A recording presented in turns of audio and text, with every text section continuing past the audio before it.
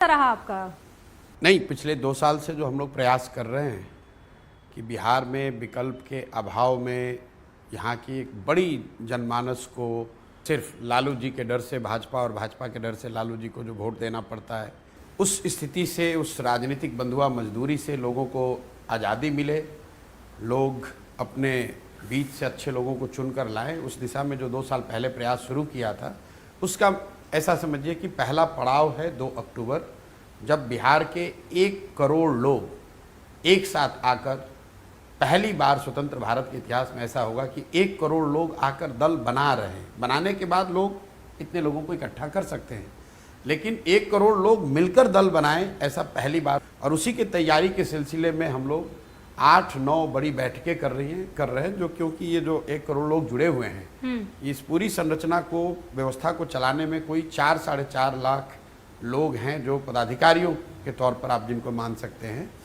उनका एक बड़ा वर्ग, मैं ये जो आप सभा देख रहे हैं, कन्वेंशन, सम्मेलन, जो भी आप कहना चाहें, ये 10,000-12,000 लोगों की हर हफ्ते एक बैठक होती है, ताकि 2 तारीख को जो दल बनने की प्रक्रिया है, उसके जो महत्वपूर्ण पहलू हैं, संविधान है, उसमें हर समाज की भागीदारी है, उस पर उनकी राय विचार, राय शुमारी की जा सके, उनको कॉन्फिडेंस में लिया जा सके, ताकि 2 तारीख को जब एक साथ लोग बैठे तो ज़्यादातर मुद्दों पर पहले से चर्चा हो गई हो। तो आपने पहले महिलाओं के साथ सम्मेलन किया? नहीं, पहला सम्मेलन ये जिले और प्रखंड के स्तर के जो पदाधिकारी हैं उनका बैठक था 28 तारीख को। उसके बाद जो युवा साथी हैं उनकी बैठक थी। उसके बाद तीसरा महिलाओं की बैठक थी। ये चौथा मुसलमानों के साथ बैठक हो रही है। आपको लगता है कि मुसलमान आपको वोट करेंगे 243 सीटों का? नहीं, देखिए, वोट तो किसी भी दल को, किसी भी नेता को 100% लोग कर नहीं सकते हैं। 100 में 100 आदमी तो वोट करेगा नहीं, लेकिन जो जन स्वराज की मूल भावना है कि समाज के हर वर्ग को साथ में लाकर दल बनाना है, ताकि जब दल बने तो वो दल किसी व्यक्ति विशेष का ना हो, किसी जाति, किसी धर्म, किसी परिवार का ना हो, वो बिहार के हर उस व्यक्ति का दल हो जो चाहता है कि एक नया विकल्प बने। और 18% आबादी वाले मुसलमानों की भी बहुत बड़ी उसमें भूमिका है। तो जब ये दल 2 अक्टूबर, तो इसके बनाने वालों में 18% मुसलमान भी होंगे। दल के पदाधिकारियों में 18% मुसलमानों की भी भागीदारी होगी।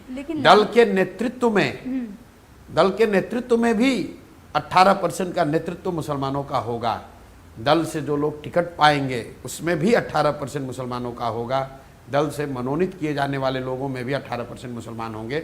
और ये सिर्फ मुसलमानों के लिए नहीं है, तो भी दलित समाज है, अति पिछड़ा है, सामान्य वर्ग है, उनको उनकी जनसंख्या के मुताबिक उनको सही भागीदारी मिले, ये जन स्वराज की मूल सोच का हिस्सा है। लेकिन ये जो MY समीकरण है, ये जिससे आरजेडी को हमेशा लाभ मिला है, आपको लगता है आप उसमें फूट डाल पाएंगे? और फिर हमें फूट डालने की जरूरत नहीं है। पहली बात तो आप ये समझिए कि MY समीकरण कहीं बचा हुआ नहीं है।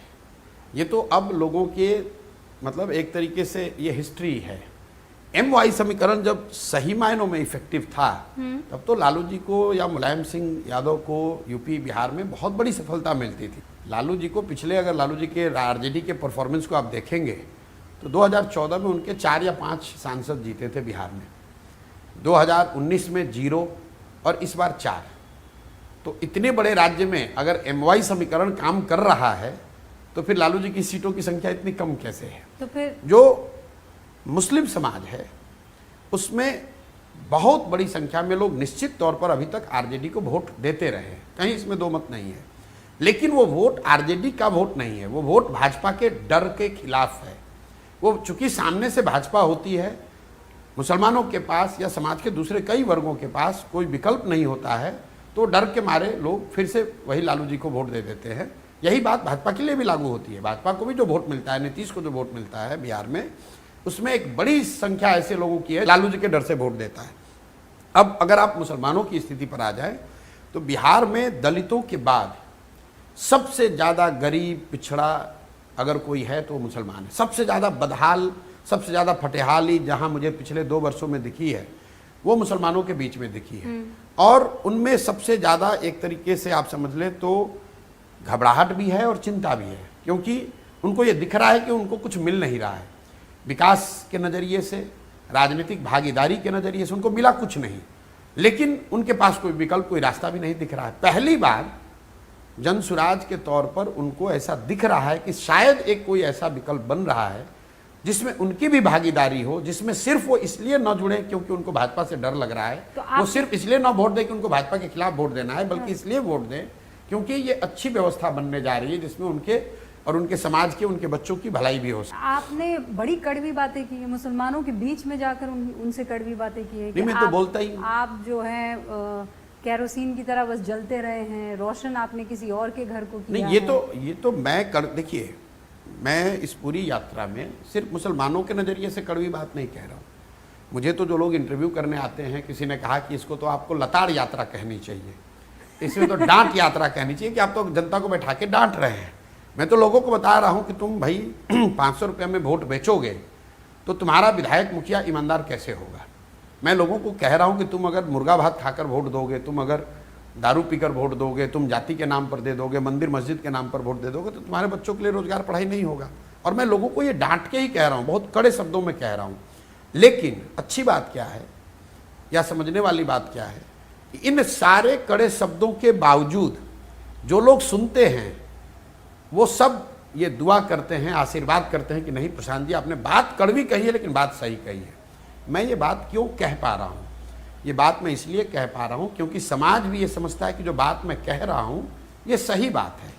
दूसरा, मैं उनका अपना हूँ, वो जानते हैं कि मैं बिहार का हूँ और बिहार को सुधारने का एक ईमानदार प्रयास कर रहा हूँ। सफलता मिलेगी नहीं मिलेगी वो अलग बात है, लेकिन आज आप बिहार में जाइए, जिसने भी जनसुराज का नाम सुना है, चाहे मेरा विरोधी भी है, वो आपको इतना जरूर कहेगा कि नहीं प्रयास तो अच्छा कर रहे हैं, बात ठीक कह रहे हैं, होगा कि नहीं होगा वो बात की बात है।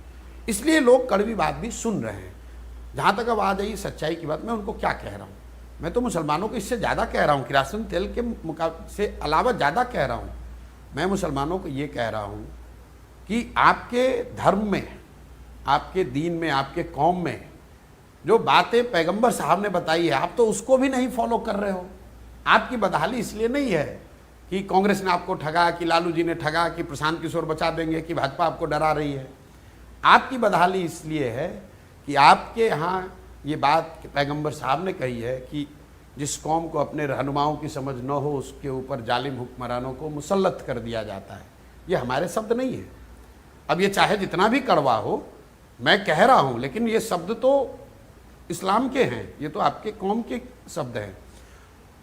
अगर आप ये कह रहे हैं कि आज के जो हुक्मरान हैं, आज के जो शासक हैं वो जालिम, तो इसका मतलब है कि आपने कहीं ना कहीं अपने रहनुमाओं को चुनने में गलती करी है। क्योंकि ये मेरा आकलन नहीं है, ये तो अगर पैगंबर साहब के शब्द हैं वो तो गलत हो नहीं सकता है। तो आपके ऊपर जालिम हुक्मरान कब मुसल्लत किए जाएंगे? जब आप अपने गलत रहनुमाओं का चुनाव करोगे। नहीं, तो ये बातें जब मैं उनको बता रहा हूँ तो लोगों को ये बात समझ में आ रही है कि, और फिर मैं उनको बताता हूं कि कैसे पिछले 25-30 सालों में उन्होंने गलत रहनुमाओं को चुना। किसी दल और व्यक्ति की बात नहीं कि समाज की हालत हुई है। मैं आपको एक आंकड़ा दे रहा हूं। नहीं, मैं आपको एक आंकड़ा देना, एक मिनट।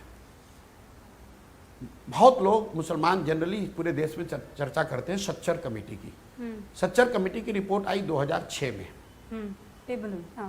बहुत लोगों का मानना है कि भाई बीजेपी के आने के बाद, भाजपा के आने के बाद मुसलमानों की हालत खराब हुई है, उनका डर बढ़ा है, उनको लगता है कि उनकी भागीदारी, उनकी चिंता करने वाला कोई नहीं है। लेकिन सच्चर कमेटी की जब रिपोर्ट 2006 में आई, उससे पहले तो भाजपा का शासन नहीं था ज़्यादातर समय में देश में। फिर सच्चर कमेटी रिपोर्ट में कैसे बताया गया कि आप दलितों से भी ज़्यादा आर्थिक, सामाजिक, शैक्षणिक, राजनीतिक तौर पर आप दलितों से भी मुसलमान पिछड़ा है। ये कैसे हुआ? इसका मतलब कि जिनको भी आपने रहनुमा बनाया 2006 से पहले, उन्होंने भी आपका भला नहीं किया और गलत रहनुमाओं को उस समय चुना, इसलिए आज आपकी ये हालत है। ये बात मैं उनको बता रहा हूँ। अच्छा, लेकिन जालिम कौन, किसे जालिम कह रहे? लालू प्रसाद यादव जालिम? जो भी आपके नहीं, देखिए प्रधानमंत्री नरेंद्र मोदी, मैं बता रहा हूँ कौन जालिम, मैं बता रहा हूँ कौन। जो भी हुक्मरान हैं, जो भी शासन कर रहे हैं, और अगर आज 2/3 से ज़्यादा लोग 100 रुपये से कम में अपना जीवन बिता रहे हैं। रूबिका जी, बिहार में 2/3 से ज़्यादा लोग आज भी 100 रुपया नहीं कमाते हैं। उसमें अगर मुसलमानों का आंकड़ा उठाकर देखिएगा, यहाँ मुसलमानों का पर कैपिटा एक्सपेंडिचर एवरेज 32 रुपये है।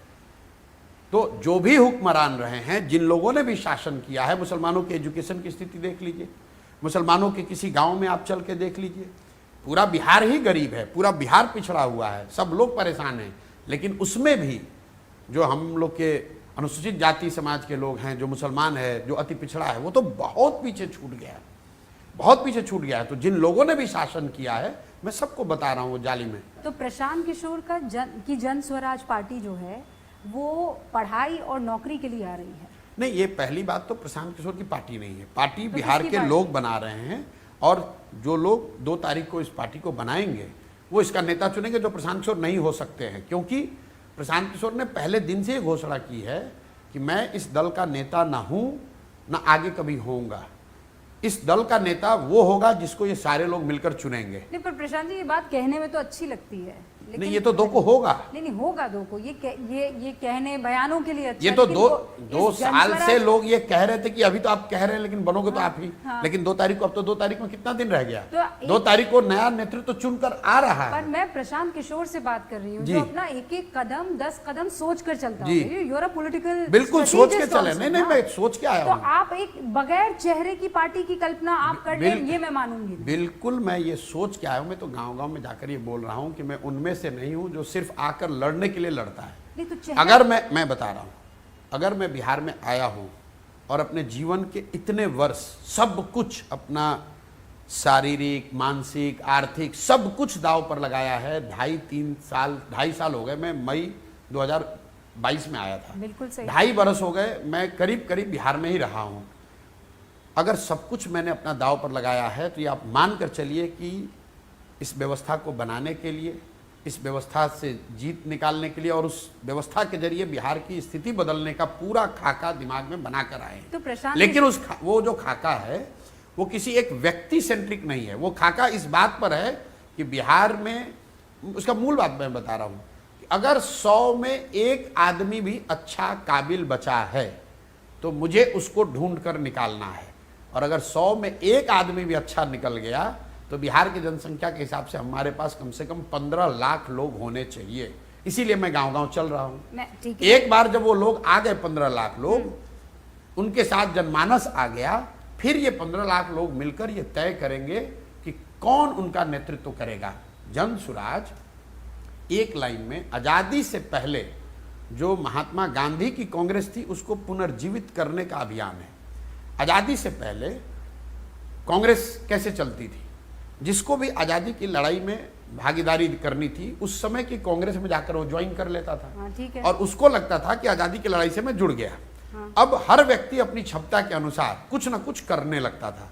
कोई सुबह में अपने गांव में प्रभात फेरी निकाल रहा है, कोई अखबार निकालने में मदद कर रहा है, कोई रेलवे लाइन जाकर उखाड़ रहा है, कोई धरने पर बैठ गया, कोई जेल भरों में गया, कोई बम फेंक कर आया। जिसकी जो क्षमता और समझ थी, उसके अनुसार उसने काम किया। लेकिन वो सब कुछ उसने किया उस व्यवस्था के अंदर जिसका नाम था कांग्रेस। और उस कांग्रेस को कैसे चलाया जाता था? पूरे देश में, देश से लोग जुटते थे और कांग्रेस का अधिवेशन होता था। हर साल कांग्रेस के अधिवेशन में लोग बैठकर चुनते थे कि अगले 1-1.5 साल तक के लिए कांग्रेस का नेतृत्व, इस स्वतंत्रता की लड़ाई का नेतृत्व कांग्रेस के माध्यम से कौन करेगा, किन मुद्दों पर लड़ाई लड़ी जाएगी। आपको मैं एक और आंकड़ा दे रहा हूं। आजादी से पहले कांग्रेस के जो प्रेसिडेंट रहे हैं, उनका एवरेज टेन्योर 1.4 ईयर्स रहा है। तो आप अंदाजा लगाइए, आज से 100 साल पहले ज़्यादा लोग अनपढ़ थे। सिर्फ मतलब अगर आप लिटरेसी देखिए, कई लोग कहते हैं भी तो अनपढ़ समाज है, जातियों में बटा हुआ कैसे कर पाएगा। तो मेरा उनको ये कहना है कि भाई, आज़ादी से पहले तो 20% से कम लोग पढ़े लिखे थे, जाति ज़्यादा थी, धर्म ज़्यादा था, फिर भी लोग बैठकर अपने नेता का चुनाव करते थे। तो आज बिहार में भी करेंगे। लेकिन वो जमाना अलग था, ये जमाना अलग है। उस जमाने में भी आपको पता है कि प्रेसिडेंटशिप के लिए 10 तरीके की बहुत कंट्रोवर्सीज थी कि भाई नेहरू को बनाया गया, पटेल जी को नहीं बनाया गया, कांग्रेस कांग्रेस का नेतृत्व सिर्फ प्रेसिडेंट नहीं, पूरी CWC का चुनाव होता था और हर साल होता था। हाँ, वो होता तो उसमें क्या फिर यहाँ भी हो सकता है? तो उसमें बस अब ये सवाल ये है ना कि कोई तो चेहरा नहीं भाई, कोई भी आ सकता है। आप ये बताइए कि कांग्रेस के कितने प्रेसिडेंट के चेहरे को आप जानती हैं? नेहरू तो 2 ही बार रहे होंगे प्रेसिडेंट, बोस 1 बार रहे होंगे, पटेल 1 बार 2 बार रहे होंगे। मतलब इसके अलावा कांग्रेस में 50 लोग उस समय अलग अलग क्षेत्र से लोग, अलग अलग प्रतिभा के लोग चुनकर उसका अध्यक्ष बने। लेकिन उसके बाद वो कांग्रेस बदल गई। हाँ, बदल गई तो, लेकिन हम जो जनसुराज हम लोग कर रहे हैं, हम लोग प्रेरित उससे हैं, उस मॉडल से हैं। उस चीज को फिर से पुनर्जीवित करना है। आपको लगता है वो हो जाएगा? भाई लगता नहीं है तो मैं कर क्यों रहा हूँ? आपने खुद ही कहा कि प्रशांत किशोर इतने होशियार आदमी है कि बिना सोचे समझे काम नहीं नहीं करेंगे करते ना। हाँ, इसीलिए तो इसीलिए तो देखिए, चूंकि ये चीज 100 वर्ष पहले की गई है या 75 वर्ष 80 वर्ष पहले होता था, इसलिए लोगों को ऐसा लग रहा है नहीं हो सकता है, लेकिन ये किया गया है ना, इसी समाज में, इसी देश में हुआ है।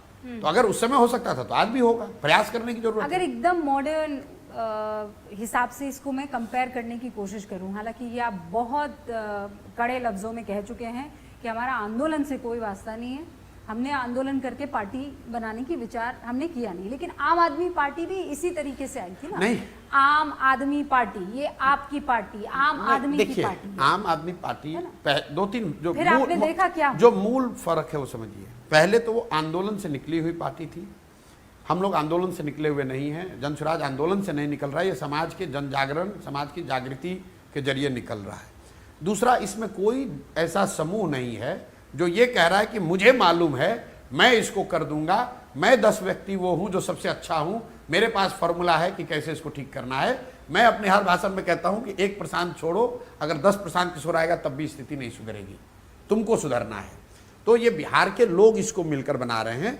कुछ समानता किसी एक स्तर पर, एक दो स्तर पर, वो तो फिर भाजपा से भी हो सकती है, वो कांग्रेस से भी हो सकती है, टीएमसी से भी हो सकती है, द्रविड़ियन आंदोलन से भी हो सकता है, लेकिन हमारा आंदोलनों में कोई यकीन न था, न है। जनसुराज कोई आंदोलन नहीं है, ये समाज को जगाने समझाने का प्रक्रिया है कि समाज को जगाकर समझाकर समाज में जो लोग हैं उनकी चेतना को जगाकर उनको एक साथ लाया जाए, संगठित किया जाए और एक ऐसा दल बनाया जाए जो सही मायनों में लोकतांत्रिक हो और लोगों की भावनाओं को के आधार पर बनाया और चलाया जाए। अब दोबारा मैं ये जहन में रखते हुए नहीं, आप इस बात को आप देखिए कि आप इतने दिन से पत्रकारिता कर रही हैं, मैं जितना भी मैंने काम किया है, ये तो दल बनाकर भी तो कर सकता था। यही सवाल है, क्यों नहीं बनाया? एक बार सुनिए ना, यही सवाल है कि एक पॉलिटिकल स्ट्रेटेजिस्ट वो इतना रिसोर्स पहले तो पार्टी खड़ी करने में, 2 साल घूमने फिरने में, लोगों से बात करने में, फिर एक पार्टी लॉन्च करने में, आप पार्टी चुनाव जीतेगी कि नहीं जीतेगी, सीटें मिलेंगी कि नहीं मिलेंगी, आप किसी भी पार्टी को के अंदर जाकर वो जिम्मेदारी लेकर और ये जो काम अभी आप बिहार के लिए करना चाहते हैं वो आराम से कर नहीं सकते कर सकते। क्यों नहीं किया? इसलिए कि 10 साल मैंने अलग अलग दलों के साथ, नेताओं के साथ काम करके देखा है। क्या देखा? बिहार में भी देखा है। बिहार में अभी जनसुराज का क्या होगा तो छोड़ दीजिए, 2015 में तो कोई ब्राह्मण, कोई कुशवाहा, कोई नोनिया, कोई सहनी, कोई मुसहर, कोई पासवान क्यों नहीं कर सकता है? नहीं, एक मिनट रुकिए बात को पूरी समझ लीजिए।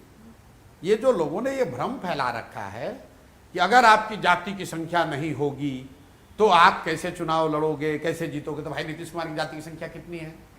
पीके जाति की संख्या की आप बात कह रहे ही नहीं समीकरण है। बनाने की बात। नहीं, हाँ, आप सवर्ण हैं। सुन लीजिए आप ना। सवर्ण अच्छा, हैं तो और यहाँ कहाँ संविधान में लिखा है? कहीं नहीं लिखा है कि सवर्ण नहीं कहीं नहीं सुनिए, लिखा है। एक मिनट, आप ये कहाँ संविधान में लिखा है कि सवर्ण राजनीति नहीं कर सकता है या कोई राजनीतिक प्रयास नहीं कर सकता है? से कोई ये सवाल क्यों ना पूछे कि आप जिन लोगों के लिए काम कर रहे थे, पैसा लेकर जिनको जितवा रहे थे, जिनकी हर बात को आप जनता के बीच में सबसे चमकदार तरीके से पहुंचा रहे थे, आज आप उन्हीं को गाली दे रहे हैं। आज कह रहे हैं यही लोग सबसे खराब। तो पहले वाला प्रशांत किशोर सच्चा कि अभी वाला प्रशांत किशोर सच्चा? प्रशांत किशोर ने अगर पूरे इस 2 साल के अभियान में ये कहा हो कि कोई खराब हो, आप पूरे अभियान को अपने ध्यान से देखा ही नहीं।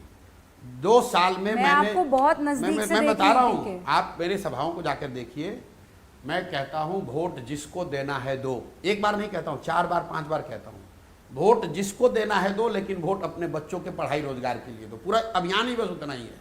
मैं तो लालू जी का सम्मान करा रहा हूँ कि भाई लालू जी ने गरीब और पिछड़ों को आवाज दिया है कि नहीं, हाथ उठाकर बताओ। लोग कहते हैं दिया है। मैं कहता हूँ भाई नीतीश के राज में तुमको बिजली मिला है कि नहीं? हाँ मिला है, बताते हैं। मैं कह रहा हूँ भाई मोदी ने तुम्हारे लिए मंदिर बनवा दिया, 4 किलो अनाज बांट रहे हैं, उसके लिए हाथ उठाओ, लोग उठाते हैं। लेकिन इन लोगों ने तुम्हारे बच्चों के लिए रोजगार पढ़ाई नहीं दिया। और लोग ये लोग दोषी नहीं है, इसके लिए दोषी तुम हो, क्योंकि तुम्हें रोजगार पढ़ाई चाहिए ही नहीं। तुम खाली मंदिर मस्जिद और 4 किलो अनाज पर अपना वोट बेचोगे तो तुम्हारा यही दशा होगा। अच्छा, वोट बेचने खरीदने से पैसे का भी ध्यान आ गया जी। ये कब आप पैसा कहाँ से ला रहे हैं? अभी तो आप कह रहे थे मैं पैसा लेके इतने लोगों को मैंने जिताया है। हाँ, मतलब तो अब भाई तक तो अगर 10 हजार लाख करोड़ का तो आपका तो अगर मान लीजिए कि 10 साल हाँ। बस पहले तो लोगों को अपने दिमाग में क्लैरिटी रख लेनी चाहिए कि उनको ये समझना कि प्रशांत किशोर आपने अपना क्या? सारा पैसा लगा दिया नहीं, है सुन जन लीजिए, स्वराज सुन में। लीजिए, मेरी नहीं, बात। पहले आप क्लियर नहीं, कीजिए। पहले आप सुनिए, जो आपने कहा कि भाई पैसा कहाँ से आया, तो आप तो आज अंतिम में पहुंचे ना। यहाँ पर हर गांव, हर प्रखंड में लोगों ने मुझसे सवाल पूछा, पत्रकारों ने, कि पैसा कहाँ से आ रहा है। हाँ। मैं बता रहा हूँ। तो अगर आप ये समझते हैं कि प्रशांत किशोर ने 10 साल में इस देश में बड़े बड़े दल और नेताओं को जिताया है या जिताने में मदद की है, तो पैसा उन्हीं लोगों से या उनके मददगारों से ले रहे हैं जिनकी मदद हमने जिनको पता है कि जैसे आपने कहा कि प्रशांत किशोर अगर काम कर रहा है तो कुछ ना कुछ अच्छा ही कर रहा होगा या कुछ सोच समझ के कर रहा होगा। पैसा उनसे मांग रहे हैं और ये अभियान के लिए मांग रहे हैं। इसमें कोई इतना बड़ा भी खर्चा नहीं है जो कि पैसा इकट्ठा न किया जा सके। जब ये दल 2 तारीख को बनेगा तो जैसे आपने 2011-12 में पहली बार देश ने देखा कि सोशल मीडिया का भी इस्तेमाल चुनाव प्रचार के लिए हो सकता है, वैसे डिसेंट्रलाइज क्राउड फंडिंग का जो मॉडल हम लोग खड़ा कर रहे हैं बिहार में, 2 करोड़ बिहार के लोग 100 रुपया जनसुराज को दें ताकि 200 करोड़ रुपया इकट्ठा हो और उसी से चुनाव लड़ा जाएगा। अब आप बताइए, आपने जितना बिहार को देखा समझा होगा, 13 करोड़ की हम लोग की आबादी है। चाहे जनसुराज को दें ताकि 200 करोड़ रुपया इकट्ठा हो और उसी से चुनाव लड़ा जाएगा। अब आप बताइए, आपने जितना बिहार को देखा समझा होगा, 13 करोड़ की हम लोग की आबादी है। चाहे जितनी भी गरीबी है, 2 करोड़ आदमी ऐसा है कि नहीं जो कि 100 रुपया दे सके। अगर 100 रुपया 2 करोड़ लोग दे देंगे, 200 करोड़ रुपया हो जाएगा। नहीं तो वो आपको क्यों देंगे? वही तो। इसलिए देंगे कि 2-3 बरस से जो हमने काम किया है उसको गांव गांव में लग रहा है कि कोई एक आदमी आकर अपना पैदल चल के अपना जीवन खपाकर अगर हम लोग को लिए रास्ता निकाल रहा है, सही लोगों को खड़ा कर रहा है, सही लोगों को राजनीति में ला रहा है, तो 100 रुपया क्यों नहीं देगा? 100 रुपया इसलिए देगा ताकि उसको 2000 रुपया राशन कार्ड बनाने के लिए न देना पड़े। 100 रुपया इसलिए देगा कि उसको कल होकर इंदिरा आवास में 30,000 रुपया घूस न देना पड़े। 100 रुपया इसलिए देगा कि उसको दाखिल खारिज जमीन के रसीद कटाने में 5,000 रुपया ना देना पड़े। इसके लिए हम क्या कह रहे हैं, तुम अभी 100 रुपया दे दो, हम तुमको सबसे ईमानदार उम्मीदवार चुनाव लड़ा के जिता के लाएंगे। पर तो प्रशांत किशोर की आइडियोलॉजी क्या है? मतलब राष्ट्रवादी है कि सेंट्रिस्ट है कि लेफ्टिस्ट है? नहीं, क्या विचारधारा है प्रशांत किशोर की जनसुराज की आइडियोलॉजी जो आज़ादी से पहले कांग्रेस की आइडियोलॉजी थी, करीब करीब वही आइडियोलॉजी आज के कॉन्टेक्स्ट में आप मान सकते हैं। सिर्फ इसमें गांधी का चेहरा नहीं लगा हुआ है।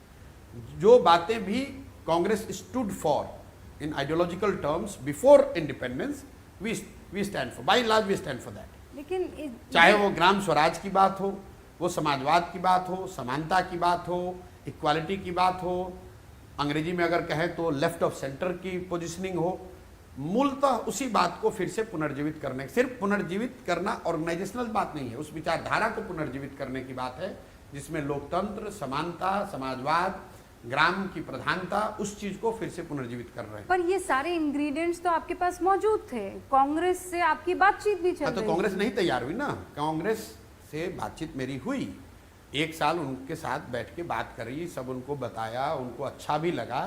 लेकिन इसको करने के लिए फर्क बस इतना है कि वो इस काम को राहुल गांधी के नाम पर करना चाहते थे, हम लोग उस काम को महात्मा गांधी के नाम पर करना चाह रहे हैं। उनको ऐसा लगता है कि राहुल गांधी की ब्रांडिंग करके राहुल गांधी के साथ इस चीज़ को खड़ा किया जा सकता है। मुझे ऐसा लगता है कि देश में अगर आपको वो ऑल्टरनेटिव चीज़ खड़ी करनी है तो उसका एक और एकमात्र हथियार, एकमात्र तरीका महात्मा गांधी की विचारधारा को पुनर्जीवित करना है, न कि राहुल गांधी की विचारधारा को। तो मैं ये कह सकती हूँ कि उन्होंने महात्मा गांधी के ऊपर राहुल गांधी को रखा, खासकर कांग्रेस। नहीं, अब ये आप कहेंगे, लेकिन वो तो आपको और हमको कहने की जरूरत नहीं। वो तो आज जो कांग्रेस पार्टी चल रही है, आप उसमें देख लीजिए किसकी प्रधानता है। ये तो हमें कहने की जरूरत नहीं है। और आज की जो कांग्रेस है, ये तो बीच में कई बार टूटी है। ये तो कांग्रेस आई थी, कांग्रेस इंदिरा बनी, फिर इंडियन नेशनल कांग्रेस वापस हो गए। ये ओरिजिनल कांग्रेस थोड़ी ना है। तो अच्छा, ये आपके लिए आसान है कि कठिन है? अब सवाल सुन लीजिएगा। आसान इसलिए क्योंकि आप तो इन सारे खेमों में रहे हैं, आप इनकी हर दुखती नब्ज को जानते हैं, आप इनकी वीकनेस को भी जानते हैं, आप इनकी स्ट्रेंथ को भी जानते हैं। एंड देन या फिर ये आपके लिए खतरनाक है, थोड़ा परेशान करने वाला है कि बहुत बड़ी ताकतें हैं, आप कैसे लड़ पाएंगे? बड़ी ताकत तो मैं किसी को नहीं मानता हूँ, डरता मैं किसी से नहीं हूँ। वो बड़ी ताकत कुछ नहीं है। कठिन इसलिए है कि समस्या बड़ी है। बिहार वो राज्य है जिसको ज़्यादातर दलों ने, नेताओं ने न सुधर पाने वाला राज्य मानकर छोड़ दिया। बिहार को लेकर मैंने पहले कांग्रेस के नेतृत्व से चर्चा नहीं की होगी या भाजपा से बात नहीं करी होगी, या जब जो उनके साथ काम किया है, बिहार तो हमेशा से दिल में रहा है, हमेशा उसकी बात करी है। नीतीश से भी बात किया होगा, लालू जी से भी बात किया होगा। हर व्यक्ति कहीं ना कहीं आके कहता है कि अब इससे ज़्यादा बिहार नहीं सुधर सकता है, ठीक है अब जितना हो रहा है इतना ही बहुत है, अब इससे ज़्यादा क्या ही सुधरेगा। एक तरह से एक नोशन बन गया है बिहार और बिहारी कि मतलब ये लोग मतलब नहीं सुधरने वाले, इसको इससे बेहतर नहीं बनाया जा सकता है। उस नज़रिए से बहुत बड़ी चुनौती है। लेकिन कोई यहाँ दल बड़ा है, कोई नेता बड़ा है, उससे मैं डरता हूँ, वो कोई डर नहीं है। डर ये है कि जो मैं कहता हूँ कि बिहार जितना आंकड़ों में गरीब है, उससे ज़मीन पर बहुत ज़्यादा गरीब है। जब मैं देखता हूँ अपनी आँख से तो डर लगता है कि क्या कभी इन लोगों को की ज़िंदगी को हम लोग सुधार पाएंगे।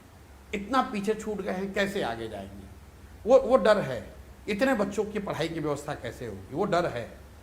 लेकिन ये डर इस बात का नहीं है कि कौन कितनी जाति का है, कि कौन हमको चुनाव में हरा देगा। कोई चुनाव में नहीं टिकने वाला। अब देखिएगा, डर ये है कि अगर लोगों ने इतनी आशा, इतने विश्वास से जिता दिया, आपको जिम्मेवारी दे दी, तो इसको सही कैसे किया जाए, डर उस बात का है। अच्छा, आपको टीम कहा जाता है छुपी हुई, कि वो पैसा देते हैं, उन्होंने आपको ये जगह दे दी है, जगह एज इन बिहार की पृष्ठभूमि दे दी है, इसमें कितनी सच्चाई है?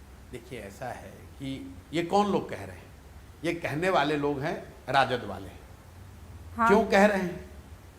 क्योंकि उनके पास एक ही लीवर है, भाजपा का डर, ताकि मुसलमान उनको वोट देता रहे। मैं बार बार इसीलिए मुसलमानों को किरासन तेल कहता हूं, क्योंकि उनको मालूम है कि हमने मुसलमानों के लिए कुछ किया नहीं है। आरजेडी को ये मालूम है कि उन्होंने मुसलमानों के लिए कुछ नहीं किया है, सिवाय भाजपा का डर दिखाने का।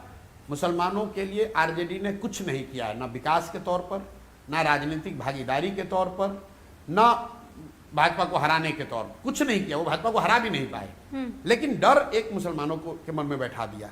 अब उनको ये लग रहा है कि अगर कोई नया विकल्प बन जाए तब तो ये लीवर काम करेगा नहीं। तो मुसलमानों को डर को जिंदा रखने का एक उपाय क्या है कि भाई भाजपा का बी टीम है। भाई आपके पास प्रमाण क्या है? आपके पास प्रमाण क्या है? लोग कहते हैं भाई इनके पास पैसा बहुत है। हाँ। इतना अभियान चलाने के लिए पैसा कहाँ से आ रहा है? दूसरा, कुछ लोग कहते हैं भाई इनको ईडी सीबीआई वाले क्यों नहीं पकड़ रहे? यही तो दो बात है। तो भाई ईडी सीबीआई ने तो सोनिया गांधी को भी नहीं पकड़ा है अभी तक, तो क्या वो भी भाजपा की बी टीम है? महिलाओं का सम्मेलन था, आप महिलाओं के इतने बड़े समूह के बीच में कह रहे हैं कि शराबबंदी 15 मिनट हटा देंगे, हटा दूंगा। बिल्कुल हटा देंगे। ऐसे कैसे? अरे मैं इस अभियान की यही वोटर नहीं, यही शराबबंदी की वजह से नीतीश बाबू को मिले ना। यही तो जन स्वराज की ताकत है। हम सवर्णों के बीच में जाकर कह रहे हैं कि बिहार में भूमि सुधार लागू करेंगे, जबकि कन्वेंशनल विजडम यह है कि अगर आप भूमि सुधार का बात कीजिएगा सवर्ण नाराज हो जाएगा। हम मुसलमानों के बीच में जाकर कह रहे हैं कि तुम इसलिए इस दुर्दशा में हो कि क्योंकि तुमने पैगंबर साहब की बात नहीं मानी, उस बात को अब जिस दीन और जिस कौम की बात कर रहे हो उसकी बात नहीं फॉलो कर रहे हो। हाँ। हम महिलाओं के बीच में जाकर कह रहे हैं कि शराबबंदी हटा लेंगे, क्योंकि महिला या मुस्लिम या सवर्ण या अति पिछड़ा मेरे लिए वोट बैंक नहीं है। आपने एक जगह ये भी कहा है कि सरनेम जो है वो अगर पॉलिटिक्स में आपको पसंद नहीं है। नहीं, हम लोग मतलब जिस व्यवस्था से आते हैं, हमारे पेरेंट्स ने कभी हम लोग का सरनेम रखा है, सिर्फ मेरा ही नहीं, मेरे घर में किसी का सरनेम नहीं। पर सरनेम एज इन आपने उसमें यादव का जिक्र किया था, अखिलेश यादव का, आपने तेजस्वी यादव का जिक्र किया था, राहुल गांधी का जिक्र किया था। The surname that is help them, मदद करके। ऑब्वियसली वो बड़े बाप के लड़के हैं, उनकी पहचान क्या है? उनकी पहचान तो यही है कि भैया लालू जी के लड़के हैं। भाई उनकी पहचान क्या है? अगर वो लालू जी के लड़के नहीं हैं तो उनकी क्या पहचान है? उन्होंने ऐसा कुछ पराक्रम तो किया नहीं है। पढ़ाई के क्षेत्र में, खेलकूद में, समाज के लिए कुछ अगर किया हो तो उसकी चर्चा की जाए। भाई चर्चा एक ही है कि भाई लालू जी के लड़के हैं, उस नज़रिए से उनको सरनेम का फायदा है। आपको लगता है ये तीनों पार्टियां जिनका मैं जिक्र कर रही हूँ, जिनका आप भी जिक्र कर रहे हैं, ये कभी परिवार मुक्त हो पाएंगे? कांग्रेस, चलिए एक एक करके, कांग्रेस कभी परिवार मुक्त हो पाएगी? नहीं, आज की जो कांग्रेस है उसमें परिवार का, गांधी परिवार का उनका कंट्रीब्यूशन भी है और उनका प्रभाव भी है। उससे वो बिल्कुल अलग, उस परिवार से अलग होकर आज की कांग्रेस की परिकल्पना करना करीब करीब असंभव। ये सही है कि गलत है पॉलिटिकली? नहीं, बिल्कुल गलत है। मैं तो कांग्रेस के नज़रिए से नहीं कह रहा हूँ, वो तो देश के लोकतंत्र के हिसाब से गलत है। भाई आपने यहाँ पर आपको चपरासी भी बनना है तो टेस्ट देना है। मतलब गरीब सामान्य परिवार के बच्चे को अगर कांस्टेबल बनना है तो वो 5 साल दौड़ की प्रैक्टिस करता है, प्रयास करता है, लड़ाई लड़ता है, संघर्ष करता है, कॉम्पीट करता है, तब वो कांस्टेबल बनता है। और आप पूरे पूरे समाज के मुखिया बन रहे हो सिर्फ इसलिए कि तुम किसी के आप लड़के हैं। ये तो कोई राजशाही थोड़ी ना है भाई। आपको क्या लगता है, क्योंकि आप तो देख ही रहे हैं में आपका फोकस है, इट्स अ डिफरेंट थिंग, लेकिन राष्ट्रीय पटल पर मैं देखूं, क्या बीजेपी का सूरज अब ढलता हुआ? बात ढलने और चमकने की नहीं है। बीजेपी, मैंने ये पहले भी कहा, उसको लोग कई बार गलत कॉन्टेक्स्ट में भी देखते हैं कि जहाँ तक मैं समझता हूँ कि बीजेपी हारे जीते स्वाभाविक है, चुनाव है, लोकतंत्र है, आप हारोगे ही हारोगे, ऐसा तो है नहीं, कोई हारेगा नहीं चुनाव। लेकिन राजनीति जो है, बिहार देश की राजनीति की धुरी जो है वो अभी आने वाले 10, 20, 25, 30 साल तो भाजपा ही रहने वाली है अभी भी। हाँ, क्योंकि ये पहले भी रहा है। 1950 से लेकर 90 तक पूरे देश की राजनीति की धुरी जो थी वो कांग्रेस थी। आप कांग्रेस के पक्ष में होते थे या कांग्रेस के विरोध में होते थे। इतना टाइम से आप उनको फॉलो भी कर रहे हैं, देख भी रहे हैं एज एन एक लीडर के तौर पर, नरेंद्र मोदी को। कुछ बदलाव आपको दिखा है, कोई परिवर्तन आपको दिखा है? देखिए, एक परिवर्तन जो है, जो कि हम लोग सामान्यतः ध्यान नहीं देते हैं, वो है एज का। हाँ, मतलब आपके घर में आपकी माँ हैं, आपके दादाजी हैं, वो 10 बरस में आप उनको देखेंगे तो उनकी क्षमता में फ़र्क आपको दिखता है कि पहले 70 के थे तो मेरी दादी एकदम एक्टिव थी और अब 80 के हो गई तो अब थोड़ा एक्टिव नहीं है। या अपने माँ बाप के लिए भी हम लोग देखते हैं। नेताओं के लिए हम लोग इस पर ध्यान नहीं देते। ये कॉन्फिडेंस को लेकर बड़ी चर्चा होती है कि पीके का कॉन्फिडेंस राहुल गांधी को लेकर तंज है कि सीरियसली? नहीं, सीरियस एनालिसिस है कि जब आपके जीवन में सब कुछ अच्छा हो रहा हो तब तो आप कॉन्फिडेंट मतलब अपीयर होते ही होते हैं। राहुल गांधी की खूबी यह है कि जब उनके जीवन में सब उल्टा हो रहा है, मतलब पिछले 10 साल में बाई लार सारे चुनाव हारे हैं, बहुत पॉलिटिकली तो टर्बुलेंट फेज रहा है उन लोगों के लिए, इसके बावजूद वो कॉन्फिडेंट बने हुए हैं कि भाई नहीं, मैं ठीक हूँ, मैं जानता हूँ, मैं तो ये मतलब, तो ये तो ओवर कॉन्फिडेंस हुआ ना। अब ये कॉन्फिडेंस है अभी, अब ओवर कॉन्फिडेंट दिख रहे हैं मुझे। एक पर्सन, एक सिटीजन होने के नाते अगर सबकी कानून वो लागू होना चाहिए जो देश के सभी वर्गों को मान्य हो। बात सिर्फ यूसीसी की नहीं है, चाहे सीए हो या यूसीसी हो या वक्फ बोर्ड का भी मामला चल रहा है। मतलब आप जबरदस्ती, दिक्कत यह है कि आप जबरदस्ती मत थोपिए किसी पर। उन समाज के लोगों को भी तो, जिनके लिए कानून आप बना रहे हैं, जिनके ट्रिपल तलाक, जिन महिलाओं के भले की आप बात करने का दावा कर रहे हैं, उन महिलाओं से आपने बातचीत किया नहीं और जबरदस्ती का उसका ठेका ले लिया अपने सर पे। तो आपको लगता है कि ये दूरी और हो गई है मुसलमानों और मोदी के बीच में, या ये कभी पट भी पाएगी? नहीं, मुझे नहीं लगता है कि वो इतनी आसानी से पटने वाली है। इसलिए नहीं कि कोई ये यूसीसी का मामला, तो बिहार मेरे गए थे, पूरी व्यवस्था बनाने में मेरी भागीदारी थी, कौन मंत्री बनेगा, कौन कार्यक्रम बनेगा, सब मेरी उसमें भागीदारी थी, लेकिन उससे बिहार नहीं सुधरा।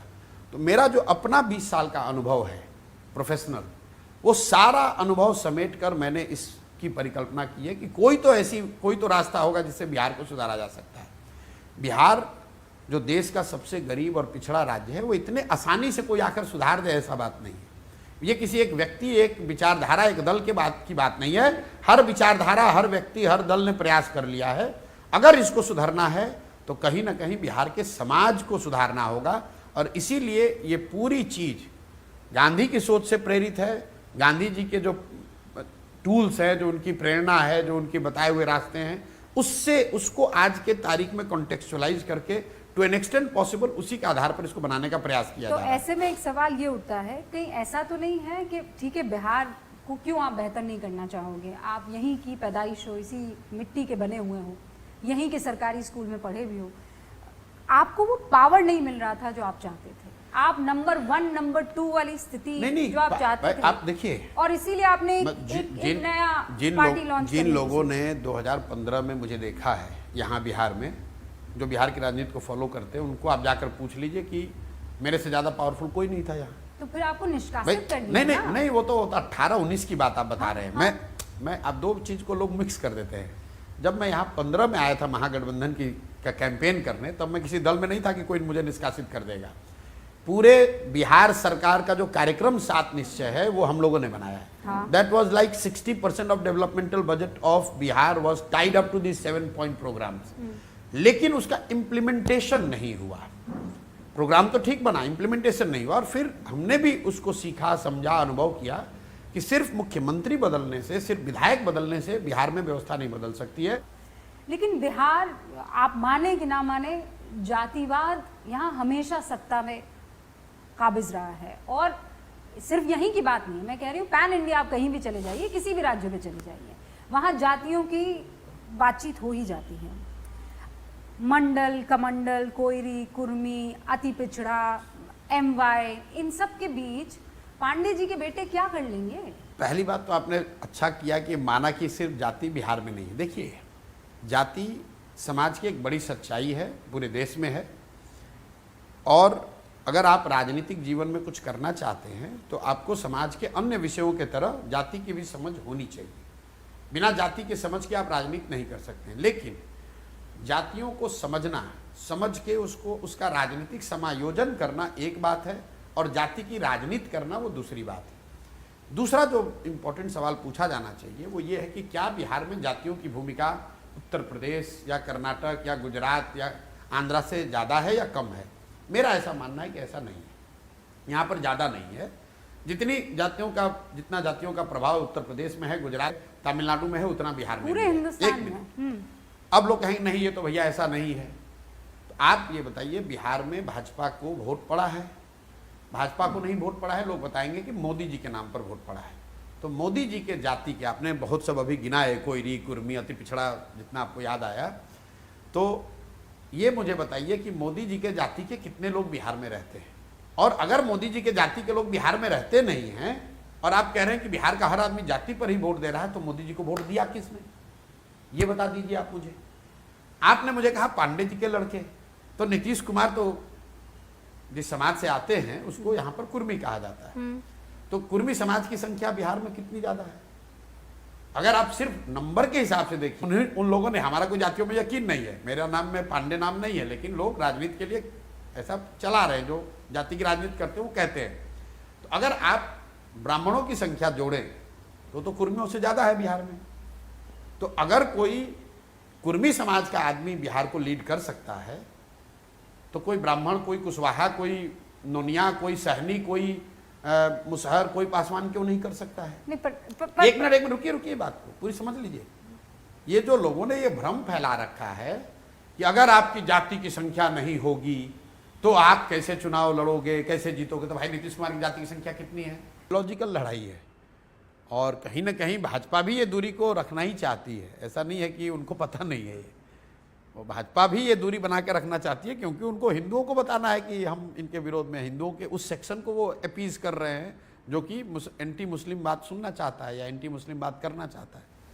तो कोई ऐसी पार्टी जो इन दोनों को साथ लेकर चल रही है? क्योंकि कांग्रेस पे ये आरोप लगते हैं कि एंटी हिंदुत्व जा रही है। देखिए, कौन ऐसी पार्टी है नहीं है वो बात, इस देश में हिंदू मुसलमान साथ में ही नहीं रह रहे हैं। We have the second largest Muslim population in the world. Only after Indonesia we are the second largest. कुछ दिन में शायद फर्स्ट भी हो जाएंगे। तो इतनी बड़ी कौम को आप बिल्कुल साइडलाइन करके नहीं चल सकते हैं।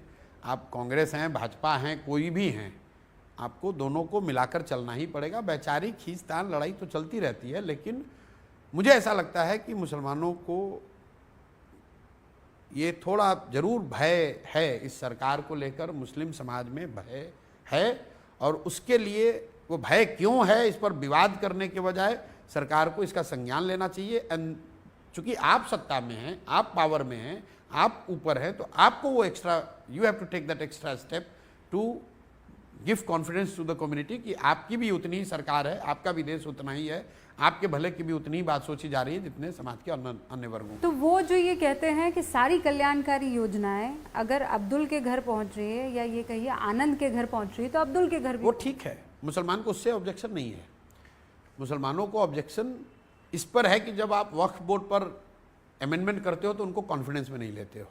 मुसलमानों को ऑब्जेक्शन इस पर है कि आप CAA NRC ला रहे हो तो उसको एक सिर्फ मुस्लिम को उसमें से हटा रहे हो।